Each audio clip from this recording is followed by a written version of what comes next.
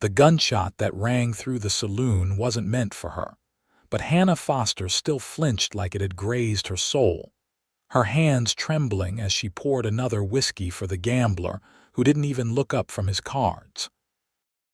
It was 1879 in Butte, Montana, and the copper mines had brought every kind of desperate soul to this rough-hewn town carved into the mountainside, including her. She'd been working at the Silver Dollar Saloon for 3 months now, serving drinks and dodging wandering hands, trying to scrape together enough money to move on to somewhere, anywhere, that might offer a woman like her a chance at something better. But better seemed like a dream that belonged to other people, the kind of women who wore clean dresses and walked down proper streets without men calling after them. The cowboy who walked through the door that night had dust on his boots and an honest face, which made him a rarity in a place like this. Hannah noticed him immediately because he didn't swagger like most men did when they entered the saloon. He removed his hat, revealing dark hair that needed cutting, and his eyes swept the room with a careful assessment that spoke of intelligence and caution. Those eyes were a striking shade of gray-blue, like storm clouds over the mountains, and when they landed on her, Hannah felt something shift in her chest that she couldn't quite name.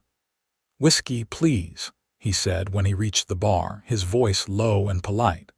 "Been riding for 2 days straight." Hannah poured the drink with practiced efficiency, trying not to let her hands shake under his gaze. He was younger than she'd first thought, probably no more than 25, with a lean build and sun-weathered skin that spoke of long hours outdoors. There was something different about him, something that made her pulse quicken in a way that had nothing to do with fear. "That'll be 10 cents, she said, keeping her voice neutral. He paid and drank slowly, savoring it, which told her he wasn't a man who wasted money on excess.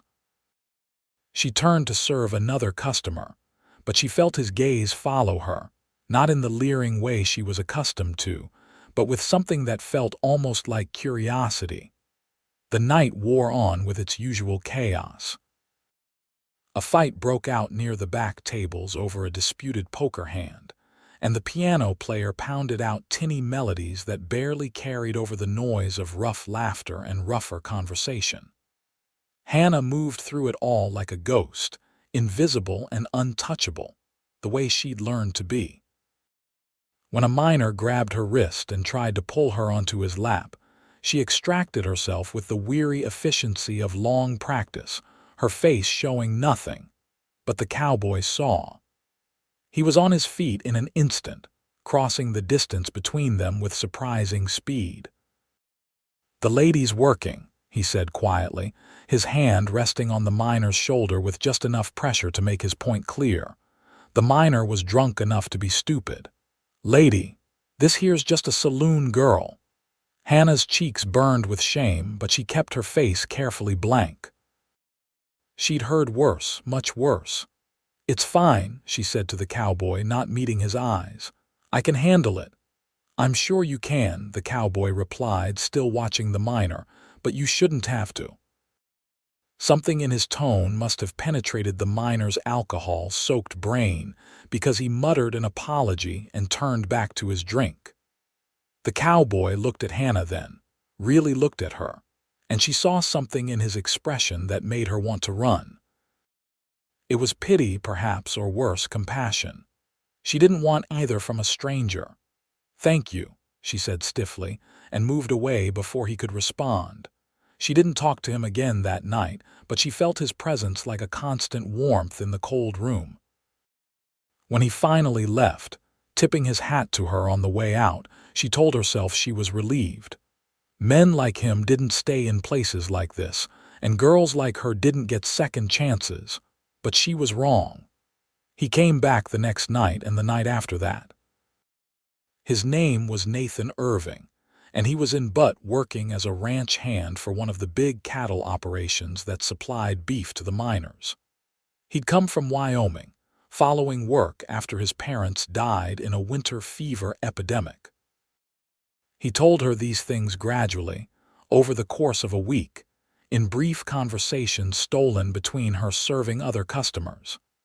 He never pushed, never demanded her attention, just sat at the end of the bar and talked to her when she had a moment, treating her like she was worth talking to. Hannah didn't know what to do with that. She'd grown up in poverty in Chicago, the daughter of an alcoholic father and a mother who died when she was 12. She'd come west 3 years ago with a man who'd promised her marriage and respectability, only to abandon her in Denver when he found a woman with better prospects. Since then, she'd drifted from town to town, taking whatever work she could find, which usually meant saloons or laundries or kitchens. She was 22 years old and felt 40, her dreams worn down to the nub by hard reality. "You should stop coming here," she told Nathan one night when the crowd had thinned.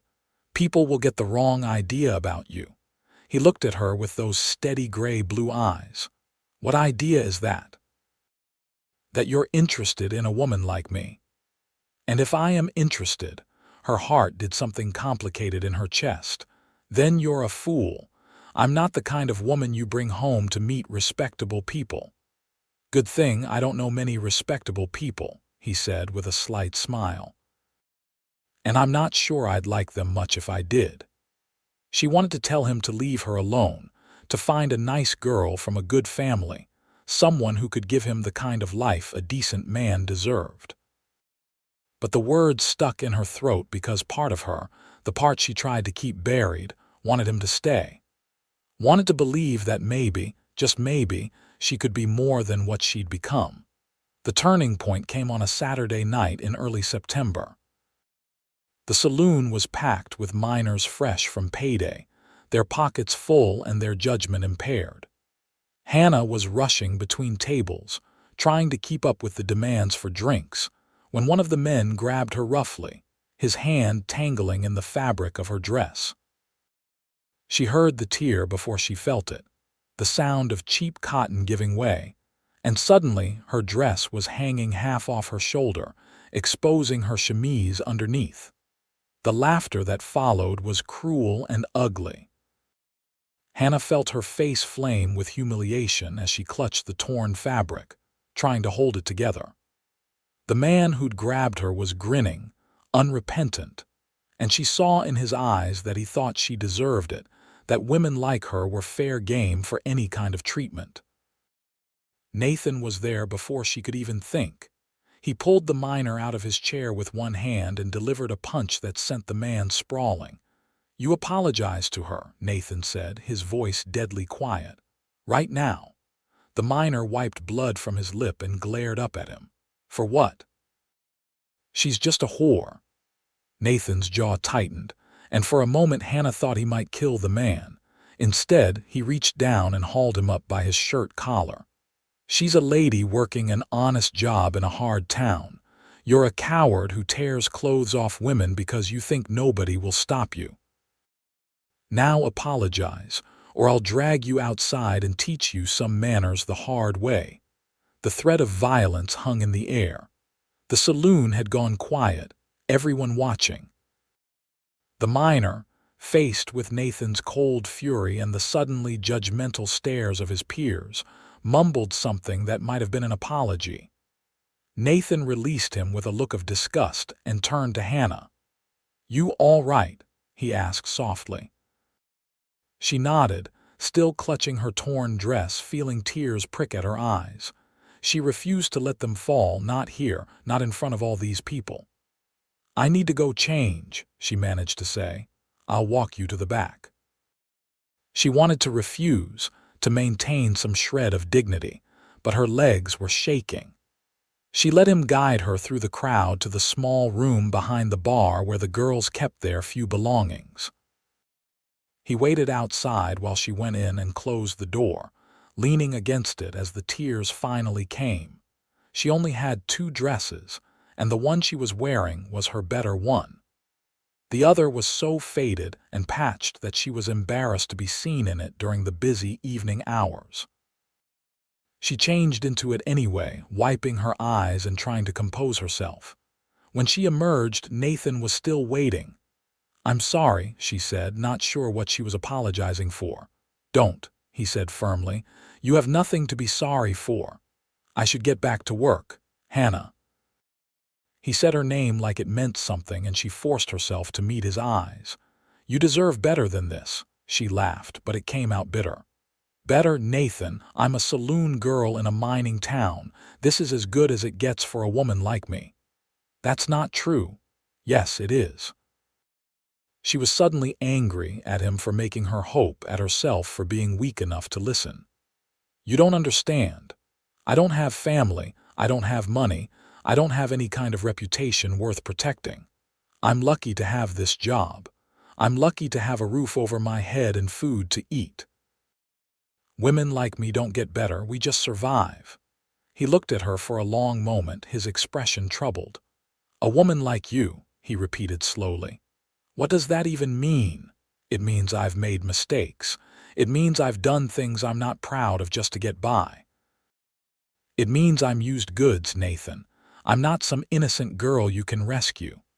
"I never thought you were," he said quietly. "I just thought you were someone worth knowing. Someone brave and strong and beautiful who's had a harder road than she deserves." The words hit her like a physical blow. Beautiful? No one had called her beautiful in so long. "Don't," she whispered. "Please don't do this." "Do what?" "Make me believe in things that can't happen." He reached out slowly, giving her time to pull away, and tucked a strand of hair behind her ear. His touch was gentle, reverent even. "What if they can happen? What if you're wrong about what you deserve?" She wanted to lean into that touch more than she'd wanted anything in years. Instead, she stepped back, wrapping her arms around herself. "I have to get back to work," she said again, and this time he let her go. But something had shifted between them, something she couldn't ignore or push away. Nathan kept coming to the saloon, kept watching her with those steady eyes that made her feel seen in a way that was both terrifying and intoxicating. And despite her best efforts to maintain her emotional distance, Hannah found herself watching for him, found her heart lifting when he walked through the door. September faded into October, and the nights grew colder.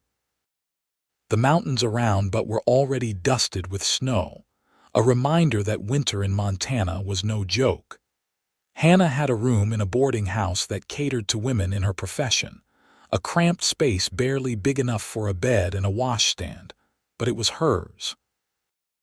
On her rare days off, she walked the streets of Butte, watching the respectable women in their nice dresses doing their shopping, and tried not to let envy eat her alive. It was on one of these walks that Nathan found her. She was standing outside the general store, looking at a dress displayed in the window. It was nothing fancy, just a simple day dress in deep blue cotton with black trim, but it was new and clean and beautiful. The kind of dress a respectable woman might wear to church or to a social gathering. "That would look nice on you," Nathan said from behind her. She jumped, startled. "I didn't hear you coming. Sorry, didn't mean to sneak up on you." He came to stand beside her, looking at the dress. "You should get it." Hannah shook her head. "It's too expensive. Besides, I have no use for a dress like that." "Why not?" "Where would I wear it? To the saloon." She laughed without humor. "The men there prefer us in low-cut bodices and short skirts. A proper dress would be wasted. You could wear it other places." "What other places, Nathan?" "I'm not invited to church socials or ladies' teas. That dress is for a different kind of woman." He was quiet for a moment, studying the dress with an intensity that confused her. "How much does it cost?" he asked finally. "I don't know. I didn't ask." She started to walk away, uncomfortable with the direction of the conversation. "I should get back." "Wait." He caught her arm gently. "I want to buy it for you." Hannah stared at him, certain she'd misheard. "What? The dress? I want to buy it for you." "No." The word came out sharper than she intended. "Absolutely not." "Why not?" "Because I can't accept gifts like that from you. People would think, they'd assume." "That I'm courting you," he said it calmly, like it was the most natural thing in the world. "Would that be so terrible?" Her heart was racing. "Nathan, you can't court me. I'm not the kind of woman you court." "There you go again with that phrase. I wish you'd stop telling me what kind of woman you are, as if I can't see it for myself." "And what do you see?" She challenged, angry now, angry at him for making her want things she couldn't have. "Do you see a respectable woman? A woman your friends would approve of? A woman you could introduce to your family?" "My family is dead," he said bluntly. "As for my friends, most of them are cowboys and ranch hands who judge a man by his character, not by who he keeps company with. And yes, Hannah, I see a respectable woman. I see a woman who works hard, who's survived things that would break most people, who's kind even when she has every reason to be bitter. I see a woman who deserves nice things, even if she doesn't believe it herself." She felt tears burning behind her eyes again. "I can't accept it," she said, her voice breaking. "It wouldn't be right." "Then consider it payment for all the good conversation you've given me over the past month," he said. "Or better yet, don't consider it anything. Just let me do something nice for you, Hannah. Please." She should have said no. Every instinct born of years of hard lessons told her to walk away, to protect herself from the inevitable disappointment. But when she looked into Nathan's eyes, she saw something she'd stopped believing existed. Genuine caring with no ulterior motive, no hidden price tag. He wanted to buy her a dress simply because he thought she deserved it. "Why are you doing this?" she whispered. "Because I'm falling in love with you," he said simply. "And I want you to have something beautiful just like you are." The world seemed to stop around them, but went on with its busy Saturday routine, people passing by on the wooden sidewalks, wagons rumbling down the street, but Hannah heard none of it. All she could hear was those words echoing in her head. "I'm falling in love with you." "You don't mean that," she said, but her voice had no conviction. "I do. I know it's fast, and I know this isn't the way these things are supposed to happen, but I can't help how I feel. From the first night I saw you in that saloon, trying so hard to be invisible, being so strong when you shouldn't have to be, I've thought about you every moment. I want to know everything about you. I want to hear you laugh. I want to see you in a dress you chose because you liked it, not because it's what someone else expected you to wear. I want to give you a reason to believe that you deserve good things." A tear escaped and rolled down her cheek. "I don't know how to do this," she admitted. "I don't know how to let someone care about me." "Then let me teach you," Nathan said softly. He reached up and gently wiped away the tear with his thumb. "One step at a time, starting with a dress." She found herself nodding, unable to speak. He took her hand, his calloused fingers warm and steady around hers, and led her into the general store. The proprietor, a middle-aged woman with sharp eyes, looked up from her ledger, and her gaze flicked between Nathan and Hannah with obvious calculation. Hannah saw the recognition in the woman's eyes, saw her mentally categorizing Hannah as a saloon girl, and felt her face burn. But Nathan seemed oblivious to the social undercurrents. "We'd like to see that blue dress in the window," he said politely. "The one with the black trim." The proprietor hesitated, as if considering whether serving them was worth the potential damage to her store's reputation. But Nathan was a customer with money, and in a town like Butte, that counted for more than propriety. She retrieved the dress and laid it on the counter. "It's $4, she said, naming a price that made Hannah's breath catch. $4 was nearly a week's wages for her. Nathan didn't blink. He counted out the money and then looked at Hannah. "Do you want to make sure it fits?" There was a small changing area in the back of the store, barely more than a curtained alcove. Hannah took the dress with trembling hands and disappeared behind the curtain. She removed her faded, patched dress and slipped the new one over her head. The fabric was crisp and clean, smelling of newness and possibility. The fit was nearly perfect, just a little loose in the waist, nothing that couldn't be easily altered. She emerged from the curtain feeling like a different person. The dress transformed her, made her look like those respectable women she'd watched from afar. She saw surprise and approval in the proprietor's eyes, and something that might have been grudging respect. But it was Nathan's expression that undid her. He looked at her like she was the most precious thing he'd ever seen, his eyes shining with an emotion so pure and honest that it made her chest ache. "You're beautiful," he said, his voice rough with feeling. She didn't feel beautiful. She felt exposed and vulnerable and terrified. But she also felt something else, something she hadn't felt in so long she'd almost forgotten what it was like. She felt hope. "Thank you," she managed to say. "Nathan, I don't know how to repay you." "You don't need to repay me. Just wear it and maybe smile, and that's more than enough." She did smile then, tentatively, and saw how it lit up his face in response. The proprietor wrapped up Hannah's old dress in paper, and they left the store together.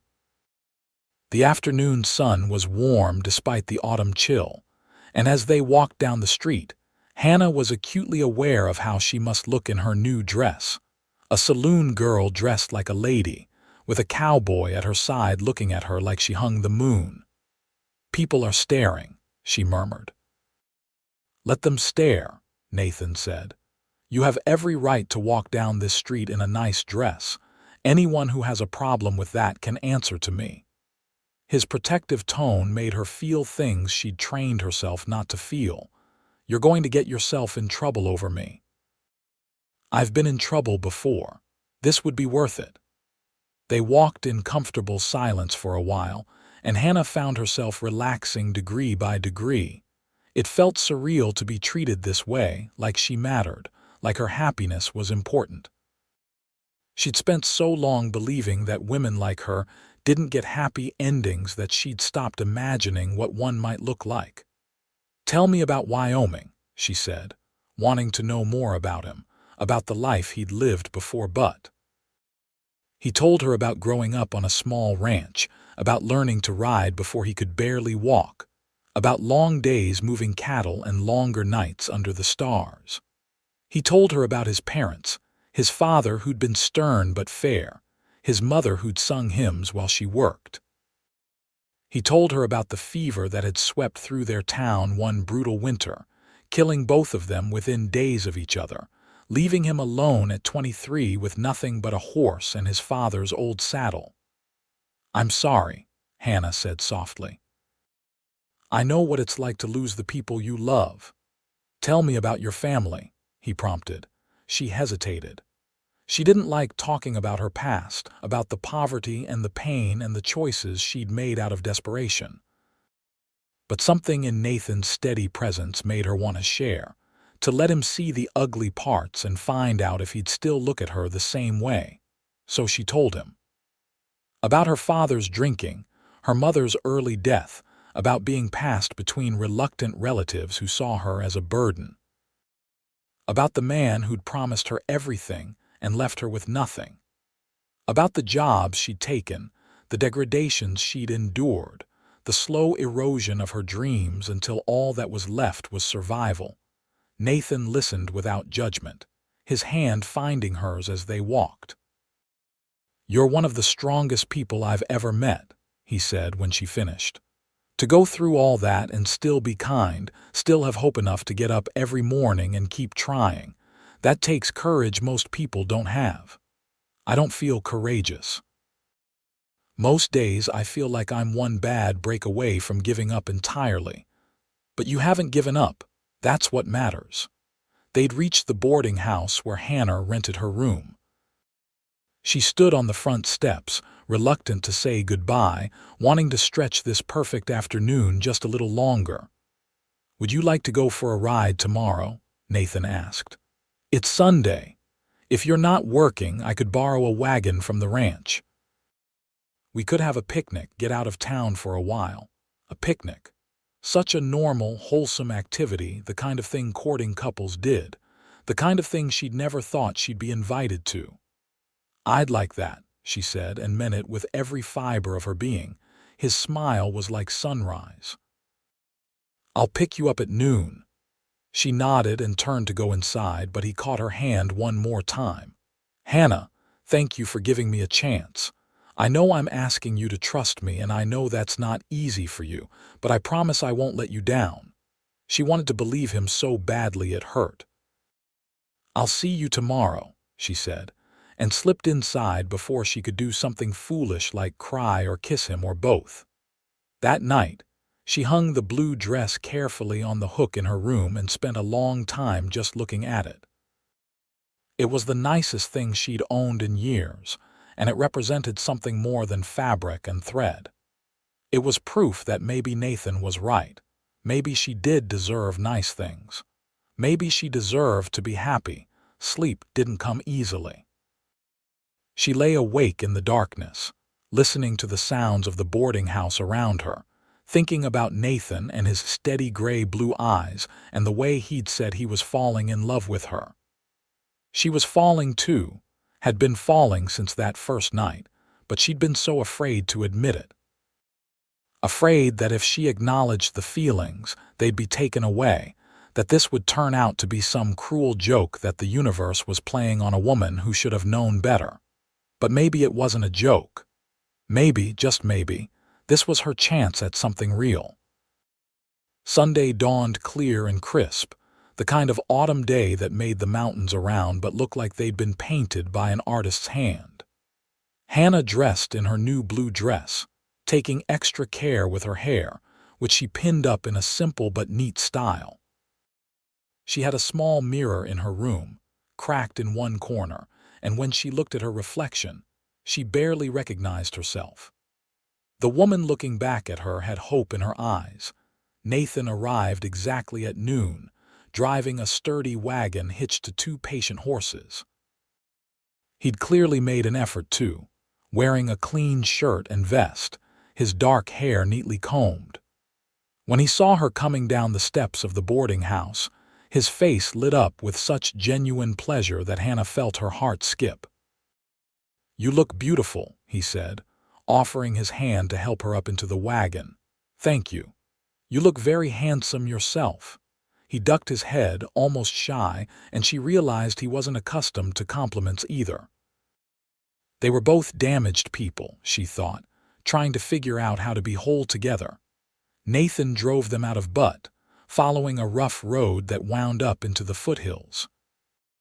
The town fell away behind them, and soon they were surrounded by the vast Montana landscape, all rolling hills and distant peaks under an endless blue sky. The air was cleaner out here, sharp with pine and autumn leaves, and Hannah found herself breathing deeply, feeling some of the tension that lived constantly in her shoulders begin to ease. They found a spot near a creek, where aspen trees turned the hillside gold and the water sang over smooth rocks. Nathan spread a blanket and unpacked the basket he'd brought. Bread and cheese, cold chicken, apples from someone's fall harvest, and a jar of lemonade that must have cost him extra. It was a feast compared to the simple meals Hannah usually managed. "This is wonderful," she said as they ate, sitting side by side on the blanket. "I can't remember the last time I had a picnic." "I used to do this with my parents," Nathan said. "Sundays after church, we'd find a spot like this and spend the afternoon. My mother always said that being in nature was its own kind of worship." She sounds like she was a wise woman. She was. His voice held the sadness of loss, but also the warmth of good memories. "I think she would have liked you. You can't know that." "Yes, I can. She always said to judge people by their character, not their circumstances. She would have seen what I see. A woman of integrity and strength who's never had anyone in her corner. She would have wanted me to be that person for you." Hannah felt her throat tighten with emotion. "I want to believe that this can work," she said quietly, "but I'm scared, Nathan." I'm scared that you'll wake up one day and realize what a mistake you've made, that you could have had someone better, someone without my history." He set down the piece of bread he'd been eating and turned to face her fully. "Can I tell you something? Everyone has a history. Everyone has things they regret or wish they could change. You think you're the only one who's made hard choices. I've done things I'm not proud of. I've gotten in fights over stupid reasons. I've been drunk and foolish. I've hurt people without meaning to. We're all just doing our best to get through this life without causing too much damage. It's different for women," she said. "Men can make mistakes and move on. Women carry them forever." "That's true, and it's not fair," he acknowledged. "But that's society's failing, not yours. You shouldn't have to pay for other people's narrow-mindedness for the rest of your life." She wanted to argue, to point out all the reasons why this couldn't work, but the words wouldn't come. Instead, she found herself leaning against his shoulder, letting herself be comforted by his solid presence. He wrapped his arm around her, and they sat like that for a long while, watching the creek flow past and the aspens shimmer in the breeze. "What do you want, Hannah?" Nathan asked eventually. "If you could have anything, what would make you happy?" It was a question no one had ever asked her before. She had to think about it, had to dig past all the layers of survival and pragmatism to find the dreams she'd buried so deep. "I want a home," she said finally. "A real home, not just a rented room. I want to wake up in the morning and not be afraid. I want to be respected, to walk down the street with my head held high. I want to be loved by someone who knows all my flaws and loves me anyway." She paused, then added in a whisper, "I want what other women have, the things I've been told I don't deserve." "You deserve all of that," Nathan said firmly. "And I want to give it to you if you'll let me. I don't have much, Hannah. I'm just a cowboy who works for wages. But I'm saving money and I'm good at what I do. In a year or two, I could have enough to buy some land, start my own small ranch. It wouldn't be fancy, but it would be ours. We could build a life together, a real life." Her heart was pounding so hard she could barely breathe. "Are you asking what I think you're asking? I'm asking if you'd consider a future with me. I'm not proposing right this minute, though believe me, I want to. But I know we need more time. I know you need to be sure. So I'm asking if you'll let me court you properly, if you'll give us a chance to see where this goes." She turned to look at him, this good man who'd walked into her life and refused to see her the way the world told him to. "Yes," she said, the word coming out strong and clear. "Yes, I want that. I want a chance with you." The smile that spread across his face was radiant. He cupped her cheek with his hand, his thumb tracing her cheekbone with exquisite gentleness. "Can I kiss you?" he asked, and the fact that he asked, that he sought her permission, made her love him even more. "Yes," she whispered again. He leaned in slowly, giving her every opportunity to change her mind, and pressed his lips to hers. The kiss was sweet and tender, full of promise and restrained passion, and Hannah felt something crack open inside her, some hard protective shell she'd built around her heart. When they pulled apart, she was shaking, undone by the simple beauty of being kissed by someone who cared about her. "I'm falling in love with you too," she said, the admission both terrifying and liberating. "I think I have been since the beginning." They spent the rest of the afternoon talking and dreaming, painting pictures of the life they might build together. Nathan spoke of the ranch he wanted to own, of raising cattle and horses, of building a house with his own hands. Hannah found herself contributing to the vision, describing the garden she'd plant, the curtains she'd sew, the home they'd create. It felt like playing pretend, like a child's game of make-believe, except this time it might actually come true. As the sun began to sink toward the western peaks, casting everything in golden light, they packed up the remains of their picnic and headed back to town. Hannah sat close to Nathan on the wagon seat, his arm around her shoulders, and felt more content than she could ever remember being. The future was still uncertain, still full of obstacles and challenges, but for the first time, she believed she might not have to face them alone. The next weeks passed in a blur of stolen moments and growing affection. Nathan came to the saloon every night he wasn't working late, and on her days off, they spent every possible minute together. He taught her to ride a horse, patiently guiding her through the basics until she could manage a gentle trot without falling off. She taught him some of the songs she remembered from her childhood, and they sang together as they rode through the hills around Butte. The townspeople noticed, of course. People always noticed when someone stepped outside the invisible boundaries of social expectation. Hannah saw the disapproving looks, heard the whispered comments when she passed respectable women on the street. Some of Nathan's co-workers gave him grief about courting a saloon girl, questioning his judgment and his taste. But Nathan didn't waver. He stood by her publicly, making it clear that anyone who wanted his friendship would have to accept Hannah as well. Some people fell away, unable to move past their prejudices, but others, surprisingly, came around. The ranch foreman, a gruff man named Tom, shook Hannah's hand one day and told Nathan he'd raised a fine woman if he could see past surface appearances to real worth. The woman who ran the boarding house, Mrs. Chen, an immigrant from China who understood what it was like to be judged unfairly, became an unexpected ally, inviting Hannah to tea and offering motherly advice about courtship and men. Hannah quit working at the saloon in November. It was a terrifying decision, giving up her only source of income, but Nathan had been saving money and insisted on helping her until she could find other work. She was hired by Mrs.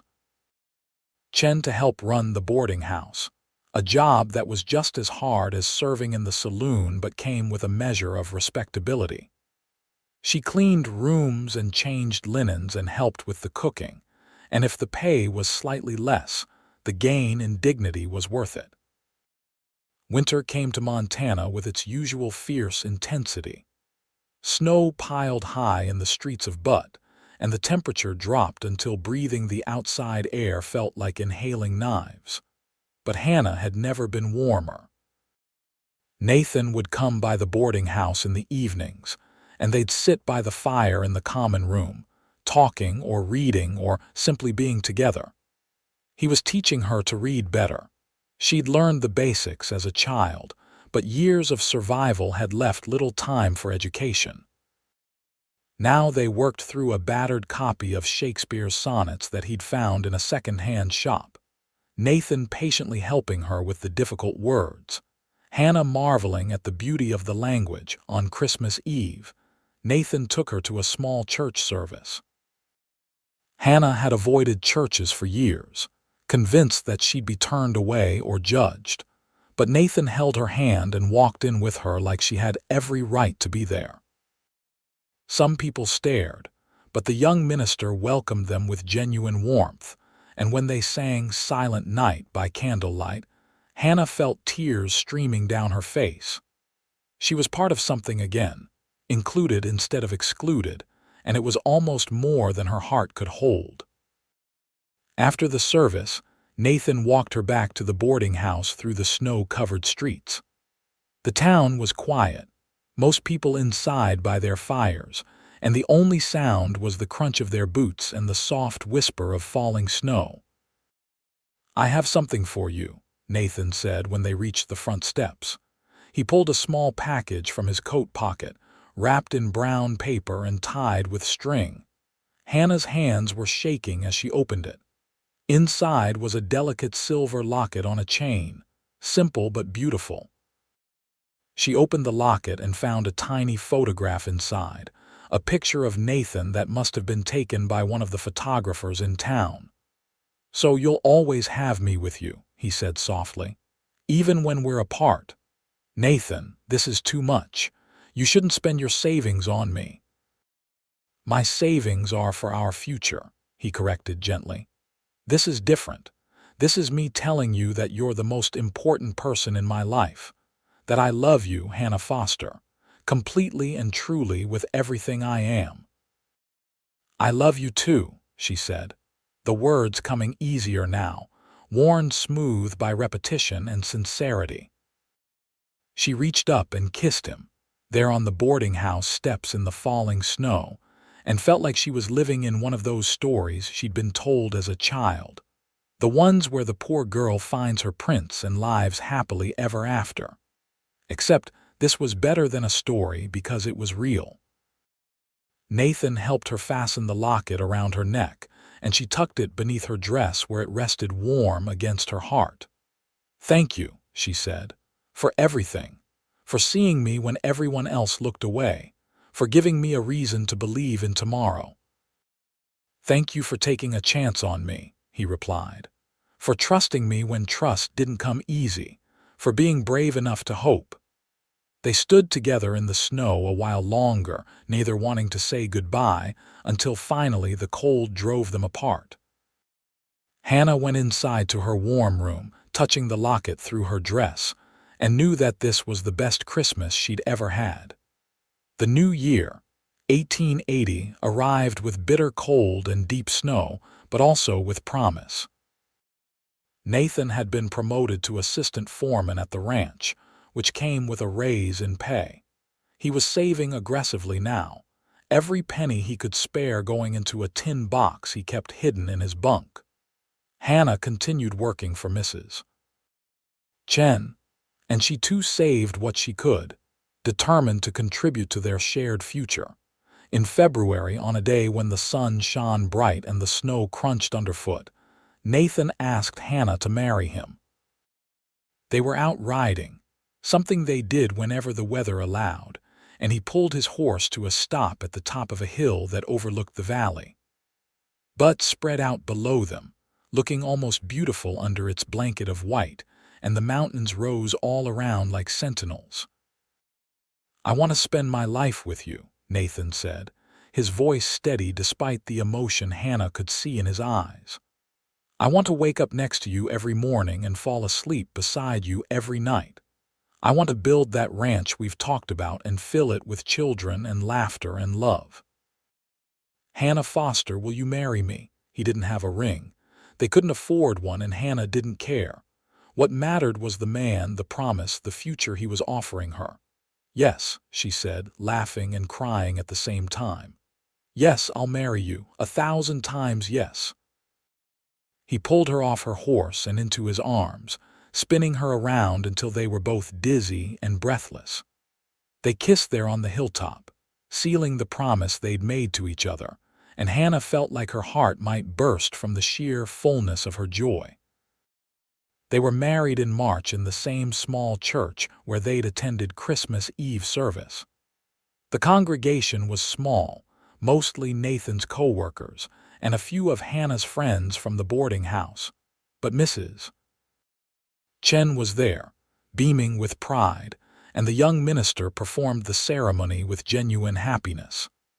Hannah wore her blue dress, the one Nathan had bought her that day outside the general store, and she'd never felt more beautiful.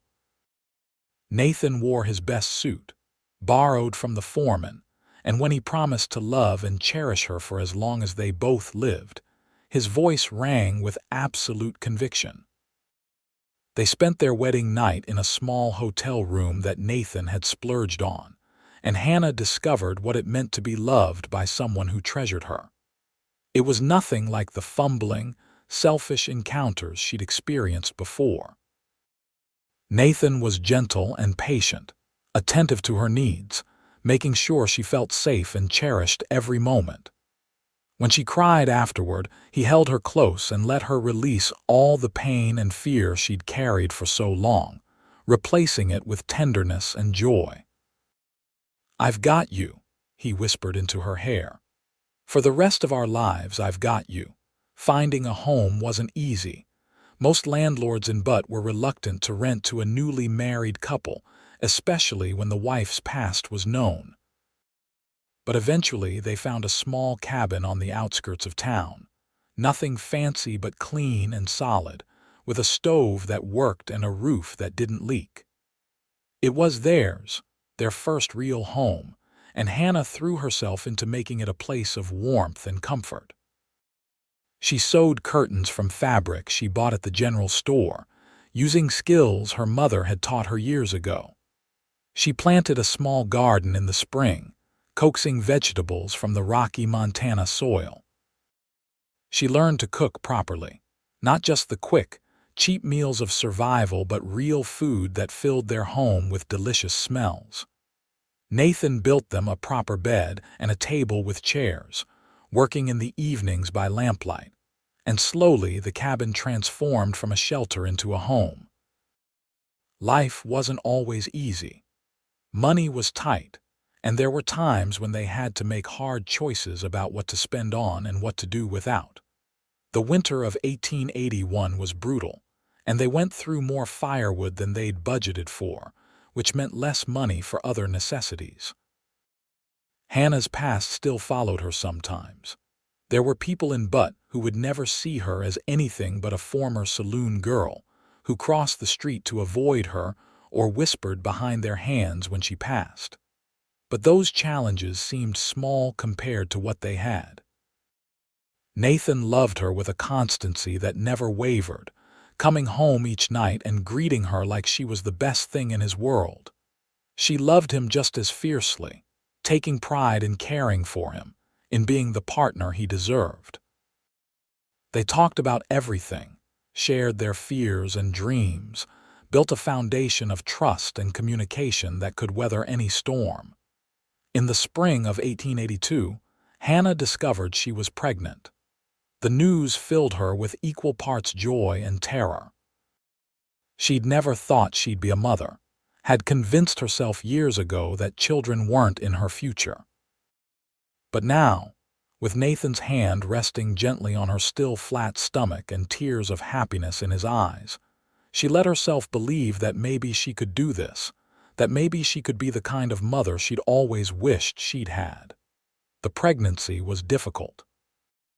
Hannah was sick for months, barely able to keep food down, and there were times when she was so exhausted she could barely get out of bed. Nathan was unfailingly supportive, taking on extra chores without complaint, bringing her water and crackers in the middle of the night, rubbing her aching back when the baby grew heavy. Mrs. Chen checked on her regularly, offering advice and reassurance drawn from her own experiences.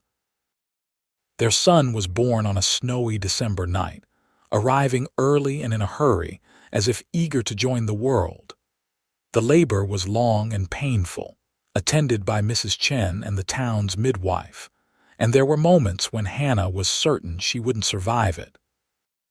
But she did, and when they placed the squalling baby in her arms, she looked down at his tiny red face and felt love unlike anything she'd ever known.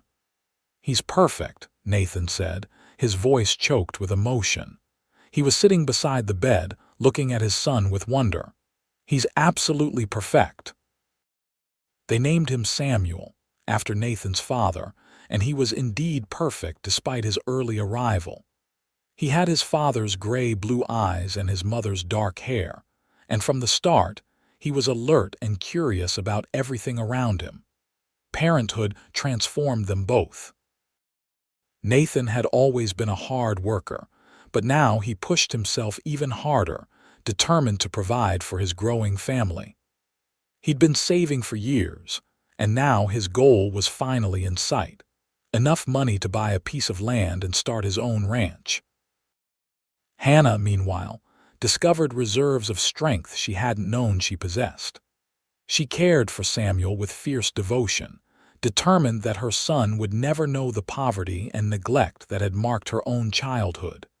The years passed in a blur of hard work and simple joys. Samuel grew into a bright, energetic boy who loved horses and the outdoors, just like his father. In 1884, Hannah gave birth to a daughter they named Rose, a calm, sweet-natured baby who seemed to bring light wherever she went. 2 years after that came another son, Michael, who was all mischief and laughter from the moment he could crawl. In 1885, Nathan achieved his dream. With the money they'd saved and a small loan from the bank, he bought 160 acres of land in the hills outside Butte, with a creek running through it and good grazing for cattle. They built a house there, nothing grand but solid and spacious, with room for their growing family and big windows that let in the Montana sun. Nathan started with a small herd of cattle, building slowly and carefully, never taking on more debt than he could manage. Hannah created a home that was everything she'd dreamed of as a girl. She had her garden, now much larger, producing vegetables and flowers that she sold at the Butte market for extra income. She had chickens that provided eggs and occasional meat. She had a parlor with furniture Nathan had built, decorated with curtains she'd sewn and pictures the children had drawn. Most importantly, she had a family, a real family, bound together by love and commitment. The ranch prospered slowly but steadily. Nathan had an eye for good cattle and a reputation for honesty that brought him steady customers. By 1888, they were doing well enough that Hannah could focus entirely on the home and children, though she still kept her garden and did sewing for other families to contribute to their income. They'd paid off the bank loan and were expanding the herd, looking toward a future that seemed brighter with each passing year. Samuel, now 6, was already following his father around the ranch, learning to ride and rope and all the skills a rancher needed. Rose, 4, was her mother's shadow, helping in the garden and the kitchen, already showing signs of being a skilled homemaker. Little Michael, too, was into everything, keeping both parents on their toes with his adventurous spirit. The people of Butte had gradually accepted Hannah as she proved herself year after year. The women who'd once crossed the street to avoid her now nodded politely when they passed. Some even became friends, impressed by her dedication to her family and her work ethic. The whispers about her past faded, replaced by respect for the woman she'd become.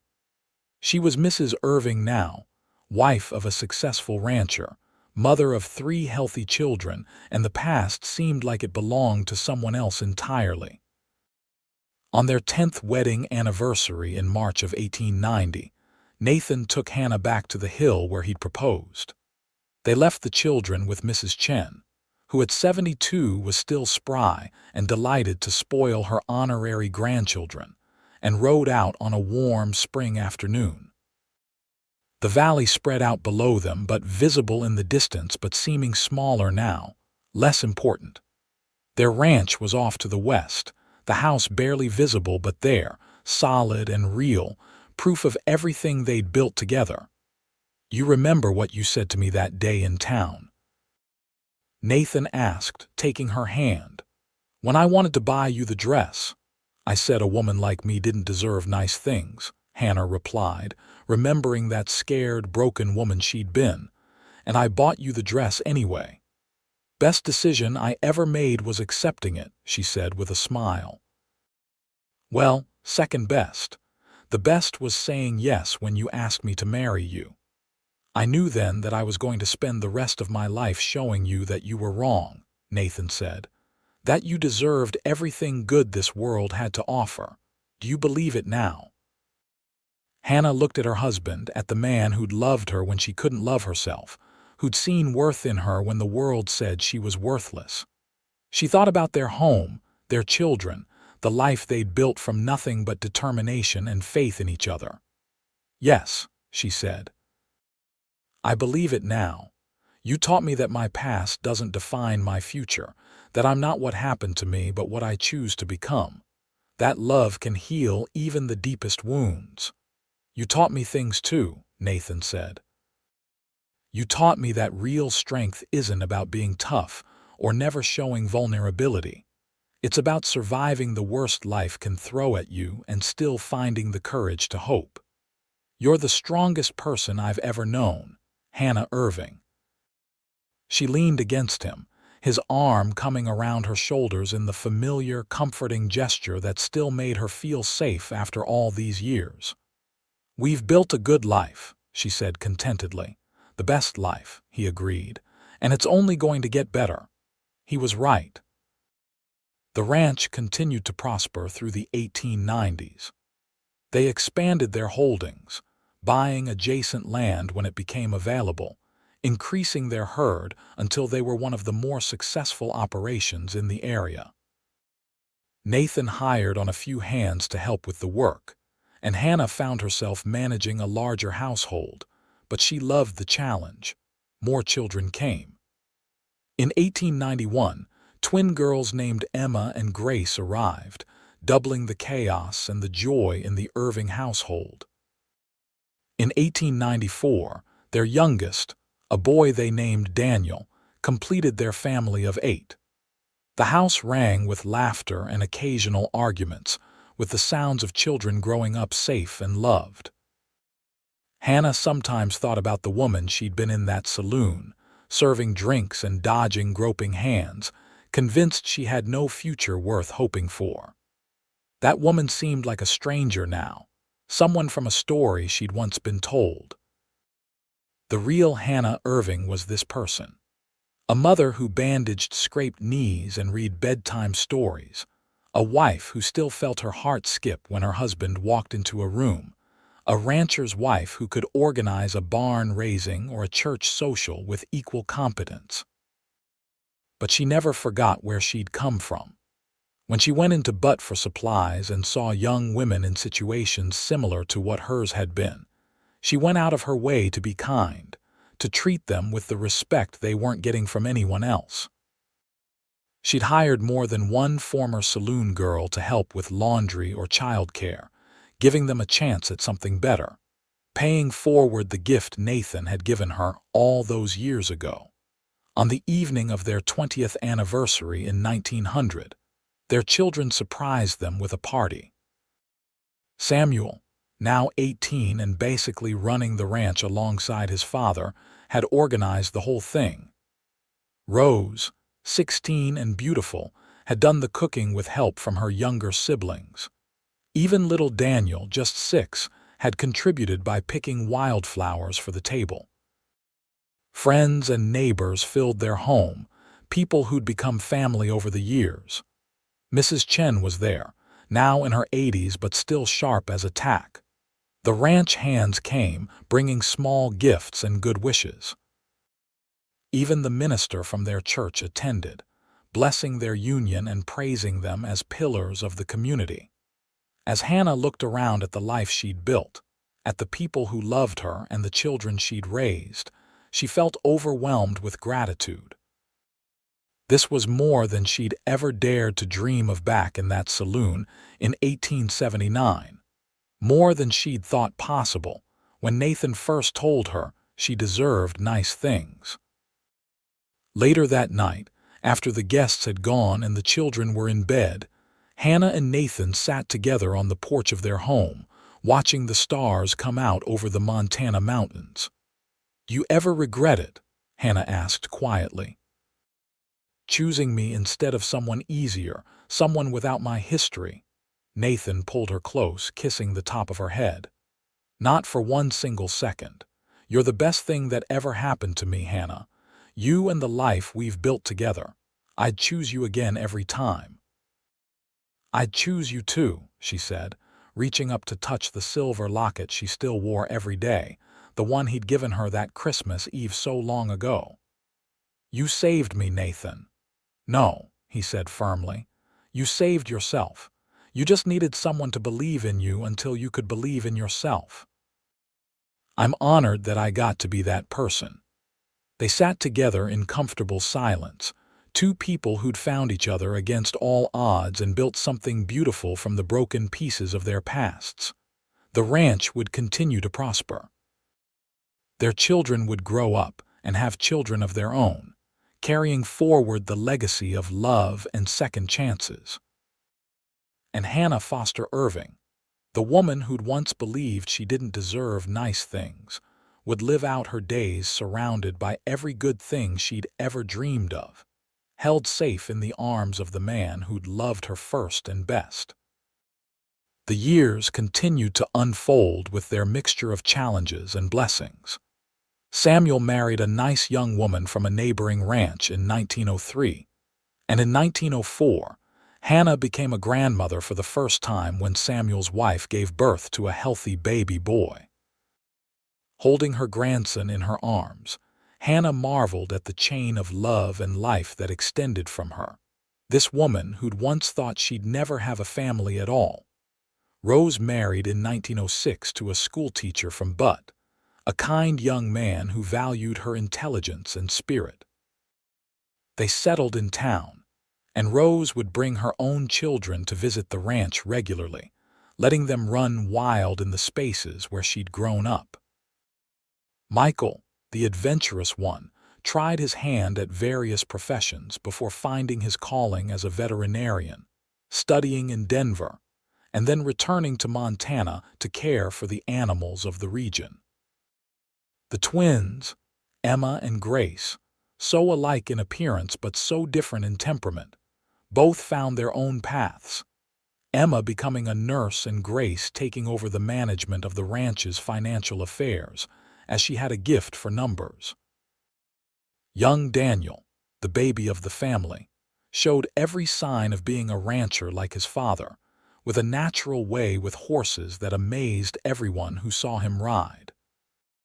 Nathan's hair turned gray, and his face grew lined with years of sun and wind, but to Hannah, he was still the handsome cowboy who'd walked into that saloon and seen her as worth saving.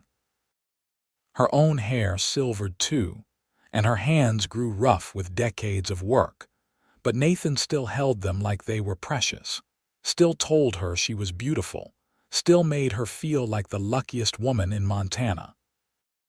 In 1910, on a warm summer evening, they sat together on their porch like they'd done countless times before, watching the sunset paint the mountains in shades of gold and rose.